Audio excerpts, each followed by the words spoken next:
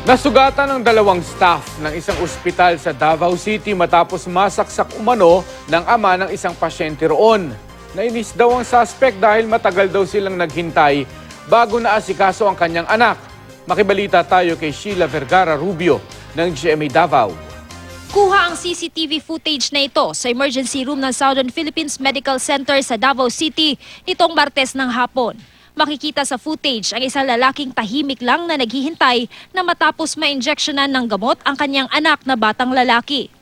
Nang matapos na ang auxiliary nurse na kinilalang si Leia Elica, bigla na lang kinuha ng lalaki ang syringe.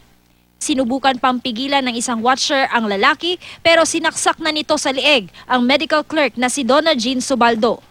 Pagkatapos ay inatake pa ng lalaki ang iba pang staff ng ER.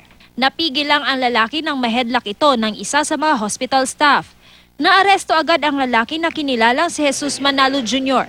Anya, nagawa lang umano niya iyon dahil matagal na inasikaso ng mga staff ng ER ang kanyang anak. Murag napungot ka sa proseso nga murag dili klaro para sa imo or murag taas kayo, ana ba? O yun sir nga, man biyaan na pud ba? Pag ingon niya i-admit, nabuntagan na pud. Ang gabi pumilabot, nabuntagan na ba? Wala ba yun napansin na? Ayon naman sa OIC ng ospital, walang rason para manakit si Manalo sa mga staff dahil naasikaso din naman nila ang kanyang anak. Kahit walang nakita sa footage, ina-assure ng staff namin na hindi nakasabaan ang watcher ng pasyente. In fact, tahimik po siya. Makikita niyo, tahimik lang siyang nakatayo, tas bigla itong nangyari.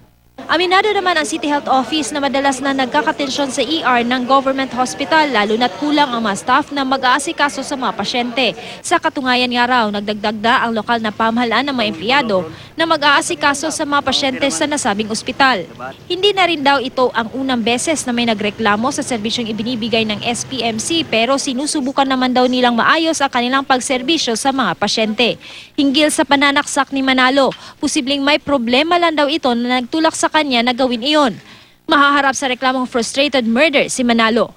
Ligtas na ngayon ang dalawang nasaksak nito. Siniguro ng ospital na hindi maaapektuhan ang pagtrato nila sa anak ni Manalo. Sheila Vergara Rubio, Nagbabalita, Pilipinas.